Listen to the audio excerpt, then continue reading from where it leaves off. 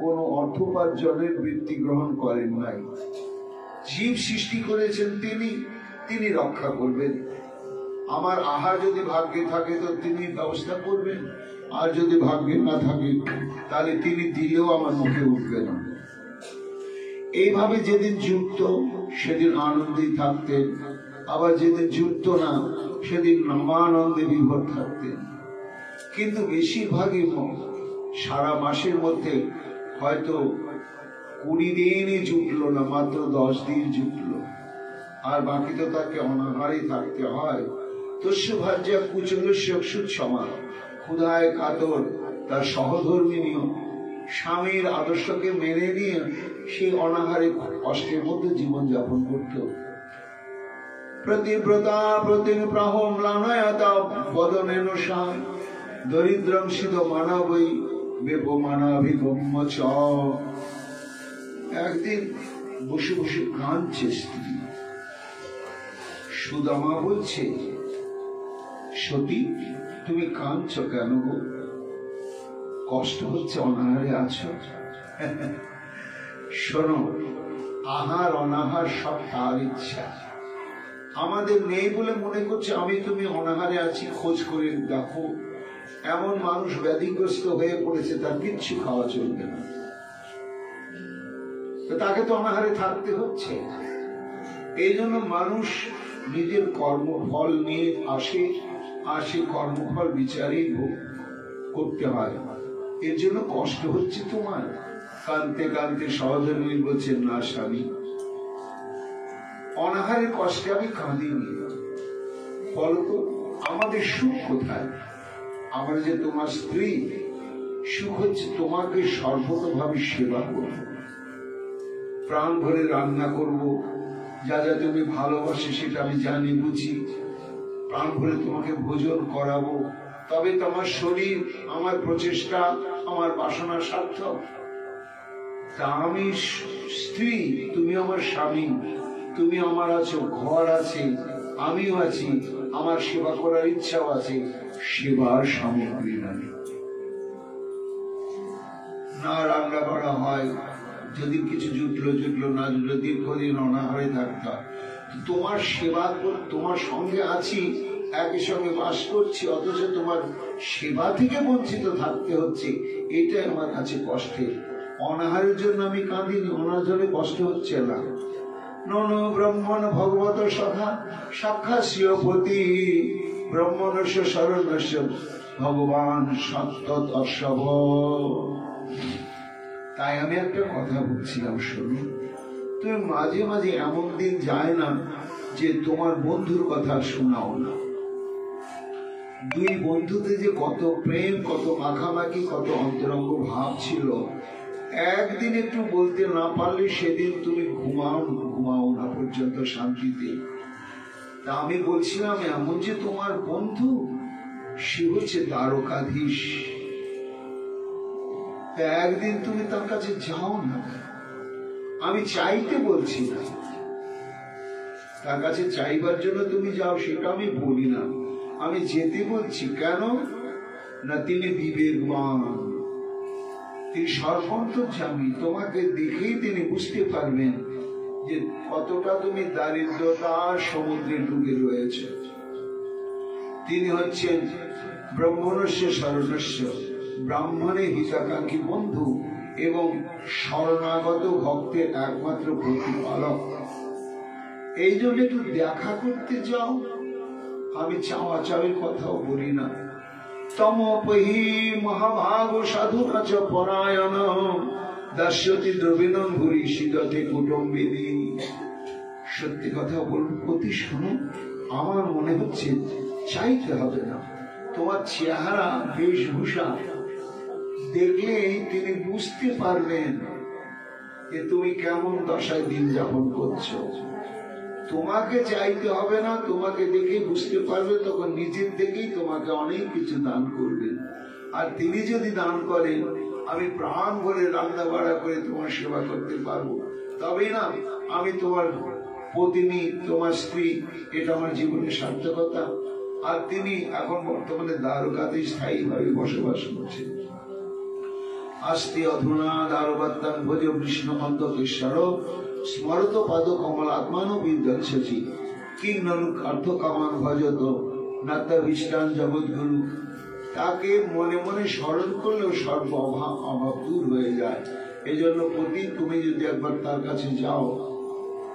শোকমণি বলছেন, মহারাজ স্বয়ং ভার্যয়া বিপ্র বহুশ প্রার্থিত মোহ অয়ং হি পরম লাভ উত্তম শ্লোক দর্শন ইতি সংক্ষিপ্ত মনসা গমনায় মতির দধে অপস্তূপ আয়ন কিঞ্চিৎ গৃহে কল্যাণী দিয়তাম।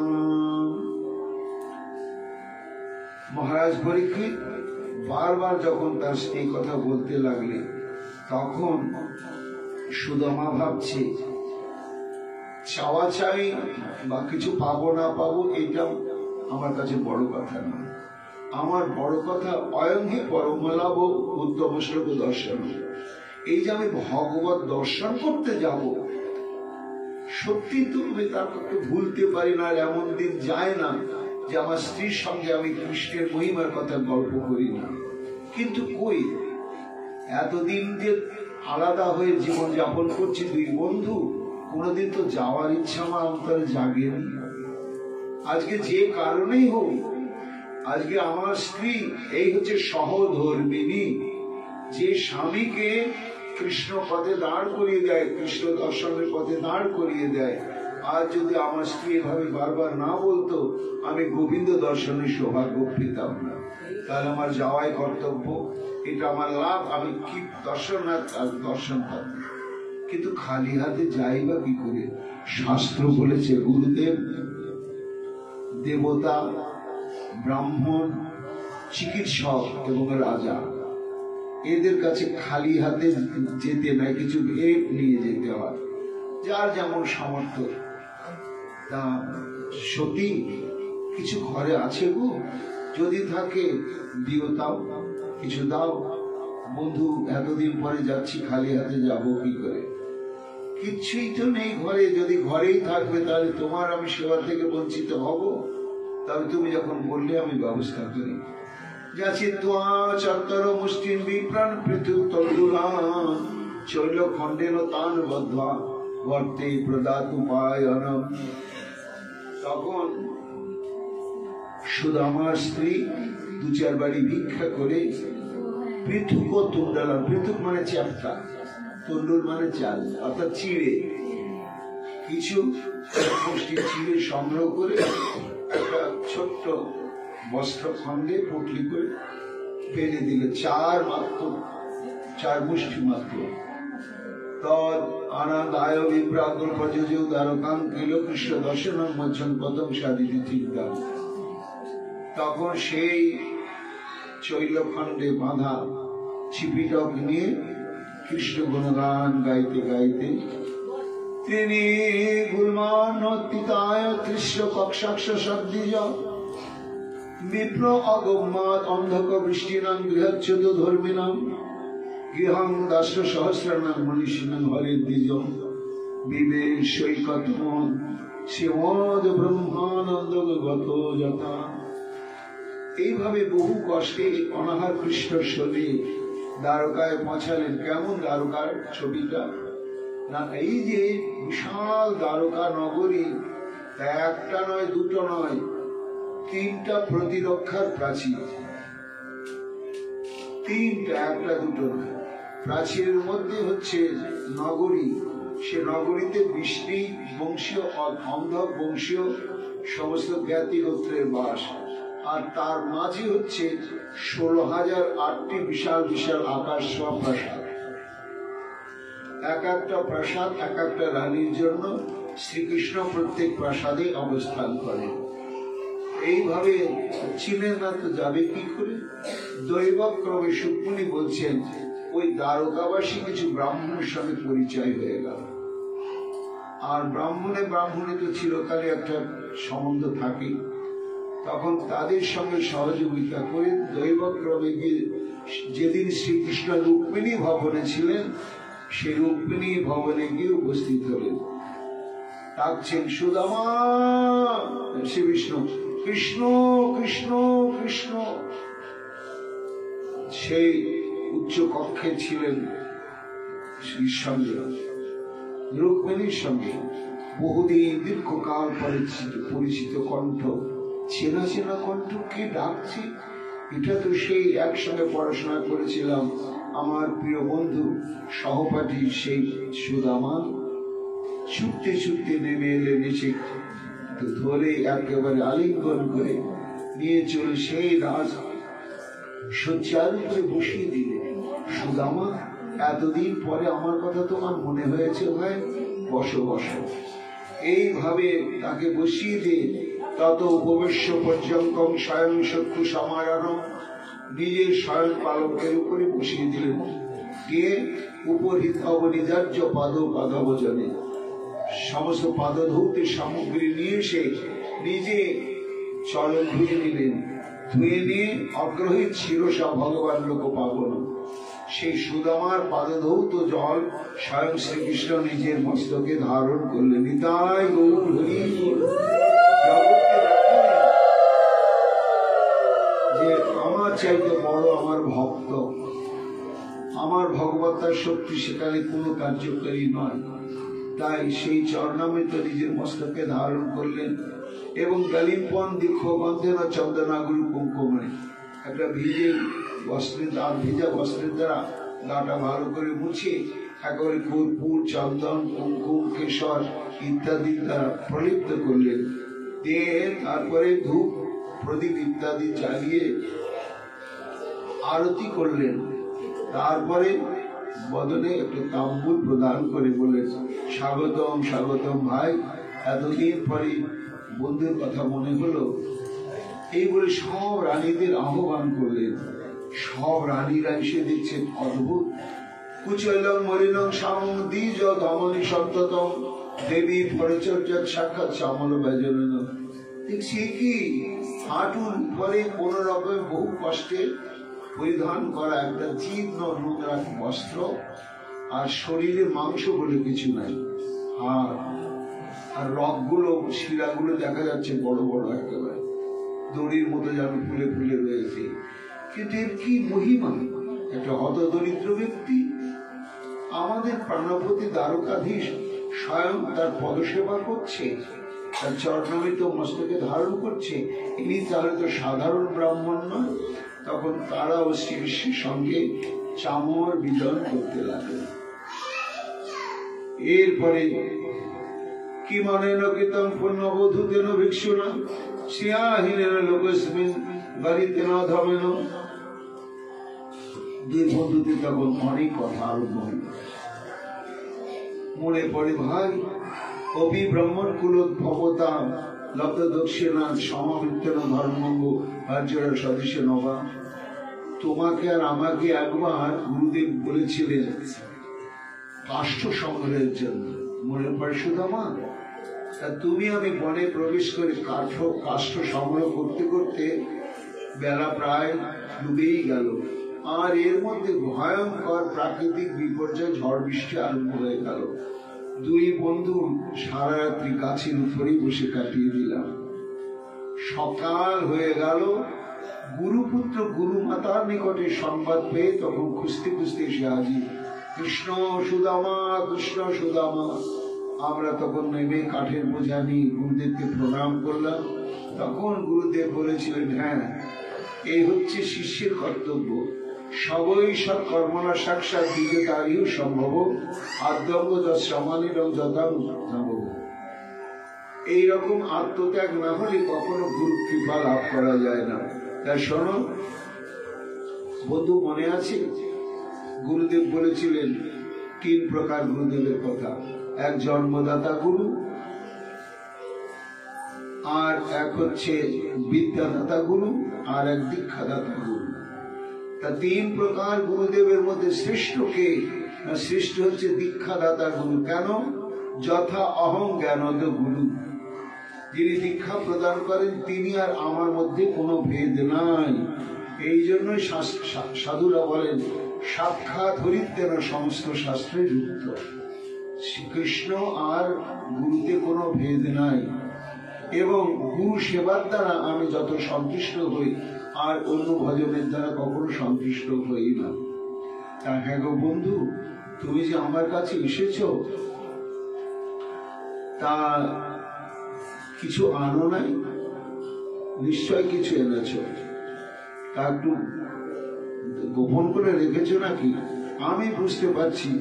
কিম উপায়ন মানিতং ব্রহ্মণ ভবতা গৃহা, সংকোচ করছো? শোনো, অন্নপরিহিতং ভক্তই প্রেরণা ভুজ্যব মে ভবে। অনুপরিমাণ যদি ভক্তি মাখা দ্রব্য কেউ আমার কাছে আনে, অনুপরিমাণ, একটা সূচির ডগায় যতটুকুনি ধরে অতটুকুনি কোন নৈবেদ্য যদি আমার কাছে আনে, কিন্তু এটা প্রেম মাখা যদি হয়, তো সেটাই আমার কাছে বিশাল। পত্রং পুষ্পং ফলং তয়ং জমে ভক্ত প্রযোজ্যতি তদহং ভক্ত উপরিতমস্নামি প্রযোদাদ মন।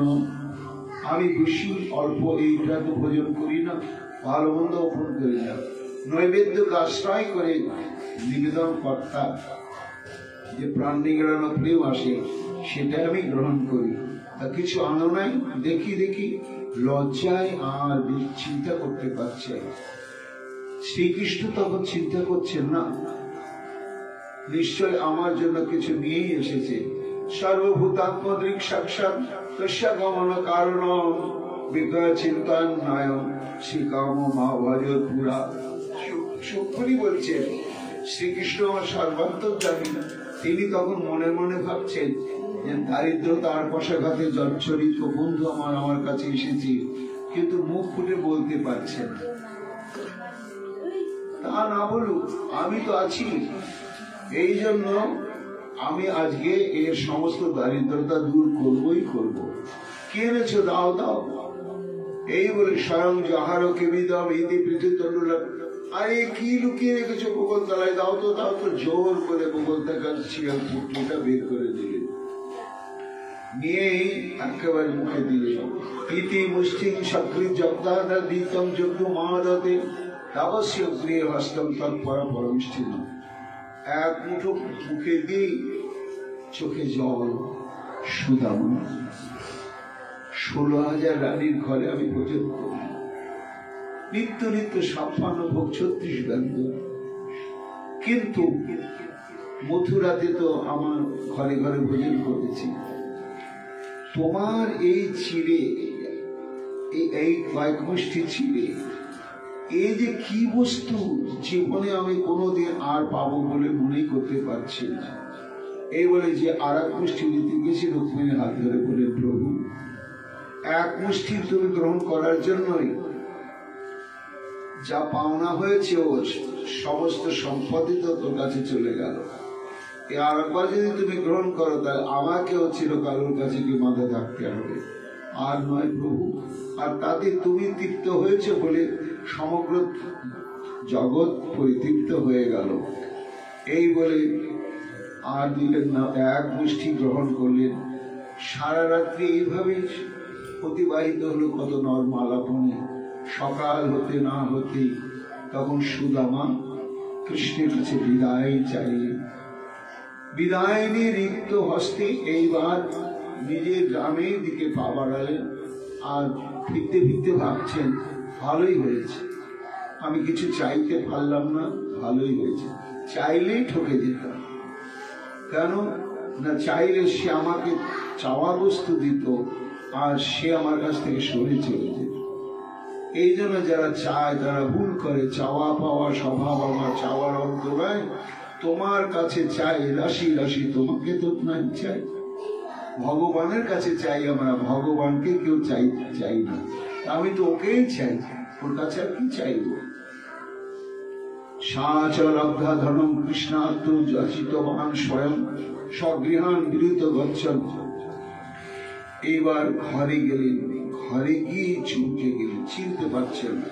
বিশাল রাজপ্রসাদ, তার সে ভেঙে পড়া মুখ থুবড়ে পড়া পর্ণকুটির নাই। তার স্ত্রী সতী সতী। গ্রাম এই একদিনের মধ্যে কোন রাজা দখল করে নিয়ে বিশাল রাজপ্রাসাদ নির্মাণ করে ফেললো। কোথায় আছো তুমি? মহারানীর বেশে অনেক অনেক দিব্য সুন্দরী পরিচারিকা বৃন্দ পরিবৃতা হয়ে স্ত্রী এসে প্রণাম করে বলছে, এসো, এটা তোমারই ঘর, এই রাজ ঐশ্বর্য সব তোমার।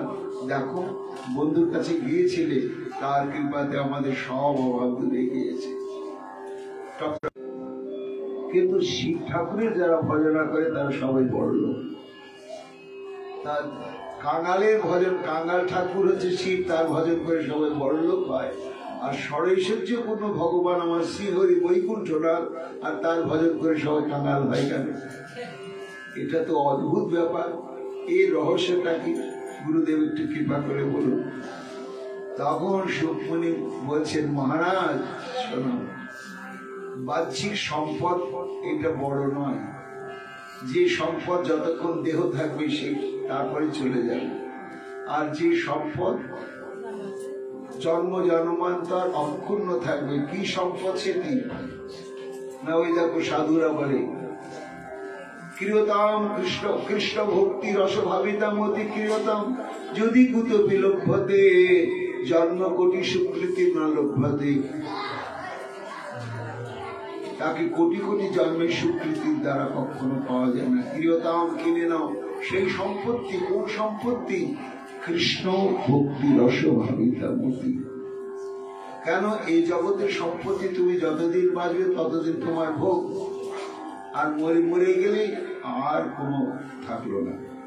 কিন্তু কৃষ্ণ ভক্তিরূপ মতি যদি কিনে নিতে পারো, কোথায় পাওয়া যায়? সাধু বাজারে পাওয়া যায়। কত দাম! কোটি কোটি জন্মের সঞ্চিত সাধন স্বীকৃতির দ্বারাও পাওয়া যায় না। একমাত্র লল্লমপি মূল্য বিকলাম, তীব্র লালসাই হচ্ছে এর মূল্য। তো লালসার মূল্য দিয়ে যদি এটি কেনা যায়, তা যতদিন এখানে থাকবে বিনা চাকরিতেই পেনশন। দেখুন না, সব বৈষ্ণবদের সবাই মহারাজ বলে। তো মহারাজ কোথায়? রাজ সিংহাসন আছে নাকি কোন সাধু? না রাজবাড়ি আছে, না রাজরানী আছে?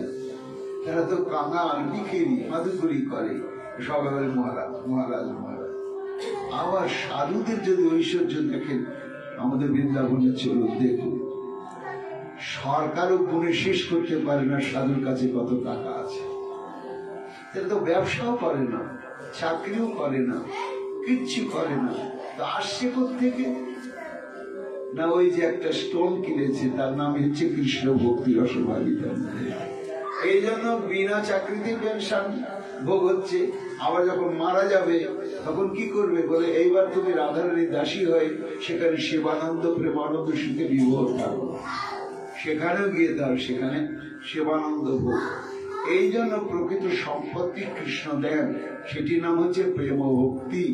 আর সেই প্রেম ভক্তি ঐশ্বর্য প্রলুব্ধ হলে আর সেটি কখনো থাকে না।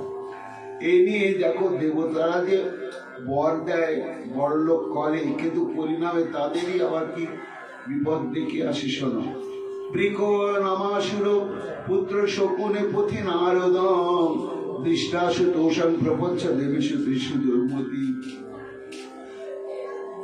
শনি ঠাকুরের ছেলের নাম হচ্ছে বৃকাসুর। এই বৃকাসুর একবার তার ইচ্ছা হলো যে ব্রহ্মা বিষ্ণু মহেশ্বর এই তিনজনের মধ্যে কে তাড়াতাড়ি বর দেয়, কে তাড়াতাড়ি সন্তুষ্ট হয়, তাকে আমি কঠোর আরাধনা করব। নারদের সঙ্গে দেখা। নারদ বলছেন, একমাত্র ভোলেনাথ আছে, তার নাম আশুতোষ। তিনি যত তাড়াতাড়ি সন্তুষ্ট হন, অন্য কোন দেবতা সন্তুষ্ট হয় না। কাজী দৃষ্টা আশুতোষ প্রপঞ্চ দেবেশু ত্রিশু দুর্মতি। তুমি যদি সিদ্ধি লাভ করতে চাও তাহলে ভোলে বাবার আরাধনা করো। এইবার সেই বদ্রীনাথের অনন্ত দূরে কেদারনাথ, কেদারনাথে গিয়ে কঠোর তপস্যা করতে লাগলে, মহাদেবের মন্ত্র জপ করতে করতে গুরুদেবের কাছ থেকে প্রাপ্ত হয়। মহাদেব আর আসেন না, তখন নিজের মাংস কেটে কেটে এই যজ্ঞানল জ্বালিয়ে আহুতি দিতে লাগলে। এইবার মহাদেব এসে উপস্থিত, এই ভক্ত ভক্ত ভক্ত আমি এসেছি, তুমি দাঁড়াও দাঁড়াও দাঁড়াও। জয় হোক ভোলে বাবা কি জয়, ভোলে বাবা কি জয়। কি চাও বলো, কি বর চাও? বলে বর আর কি চাইবো প্রভু, অন্য কিছু বর চাই না, ধন বিত্ত বৈভব চাই না, তুমি আমাকে একটা বর দাও, আমি যেন মাথায় হাত দেবো সঙ্গে সঙ্গে যেন ভস্মীভূত হয়ে যায়, এই বরটা দাও। যার মাথায় হাত দেবো সঙ্গে সঙ্গে সে হরি বল হয়ে যাবে। মহাদেব বলেন তথাস্তু। যেই বরটা দেওয়া হয়ে গেল, এখন বিকাশের বলছেন দাঁড়া ঠাকুর তোমার মাথায় হাত দেবো। আরে আমি ভাবছি আমার মাথায়, তুমি তো গাঁজা খাও, মদ খাও, উল্টা পাল্টা বকছে কিনা তার প্রমাণ ঢুকে জানে, তার পরীক্ষা করবো তুমি আমি ছাড়া তার কেউ নাই, তোমার মাথায় হাত দিই। ভোরেরা দেখছি বরটা আমি দিয়েই ফেলেছি, আমার মাথায় হাত দিলে তো ভস্মীভূত হয়ে যাবো, ভক্ত শক্তিশালী। তখন ভোরেরা পালাচ্ছে, এই পালাচ্ছে মানে তার ঠাকুর তুমি মিথ্যে কথাই বলেছে, তোমাকে আমি ছাড়ছি না। বৃকাসুর তো মহাদেবকে ধাওয়া করেছে, এবার পালাতে পালাতে শেষে এমন অবস্থা হয়ে গেল, ধরবো মাথায় হাত দিয়ে দিবে, উপায় আর নেই। সেই সময় অগতিরতি শ্রী গোবিন্দকে স্মরণ করতে লাগবে, ভোলেনাথ হে প্রভু, হে প্রভু, তুমি তো জানো আমি ভোলেনাথ ভুলটা করেই ফেলেছি, এইবার তুমি আমার রক্ষা করো। শ্রী ভগবান হাসতে হাসতে ব্রাহ্মণ রূপে এসে দাঁড়ালেন, দাঁড়িয়ে বৃকাসুরকে দেখে বলছি কি হলো, কি হলো, হঠাৎ করে কাঁপছো কেন? আরে তুমি তো মহা বলবান ব্যক্তি, কি হয়েছে ঘটনা ওটা বলো। এই যে আমাকে বর দিয়েছে, কি বল না মাথায় হাত দিলে ভস্মীভূত হবো। কি হয়েছে দাদা? আমি একটু পরীক্ষা করে দেখবো, এই জন্য আমি ওর মাথায় হাত দেবো, আরো পালিয়ে যাচ্ছে, আমি তো ছাড়বো না। আরে শ্মশানে থাকে ভোলেনাথ, ও মাঝে মাঝে গঞ্জিকা ভোজন করে, ওর কথা তুমি বিশ্বাস করো। আর বরটা ঠিকই, পরীক্ষা যদি করতে হয় কাপুরুষের মতো ওর মাথায় হাতে যাচ্ছে করে, তুমি মহাবীর নিজের মাথায় হাত দিয়ে এমন ভাবে বাড়ান দিয়ে দিয়ে ব্রাহ্মণ রূপে শ্রীকৃষ্ণ বৃকাসুরকে বললে, বৃকাসুর সেন্টিমিটারে গেছে, তাই তো যেই নিজের মাথায় হাত দিয়েছে হরি বল। তখন জোড়হাত করে কাঁদতে লাগলে প্রভু। তখন শ্রীকৃষ্ণ বললেন যে দেখো শোনো ভোলেনাথ, এইভাবে যাকে তাকে অযোগ্য ব্যক্তিকে ধন বিত্ত বৈভব এবং প্রতিষ্ঠা শক্তি প্রদান করলে এটা উপকারের চাইতে নিজেরই অপকার ডেকে নিয়ে আসে। এই জন্য যদি দিতে হয় একমাত্র প্রেম ভক্তি বড়ই দরকার, এছাড়া যায় না। এই জন্য আমার কাছে চাইলে আমি দিই না। কেন দিই না? যস্য অহং অনুগৃহ্ণামি হরামি তদ্ধর্মসম। আমি যার প্রেম ভক্তির প্রতি লালসান্বিত হই, তখন তাকে তার ধন বিত্ত সব কেড়ে নিই। লজ্জিত হয়ে ভোলেনাথ কৃতজ্ঞার্থ হলেন। শোকমণি বলছেন তোমার প্রশ্নের উত্তর পেয়ে, অর্থাৎ হরিকে ভজনা করলে কেন কাঙ্গাল হয়? যে সম্পত্তি এইখানে শেষ, মৃত্যুর পরে যে সম্পত্তি সঙ্গে যাবে না, কোনো ভোগে লাগবে না, সেই বস্তুটি কেন শ্রীকৃষ্ণ দেবেন?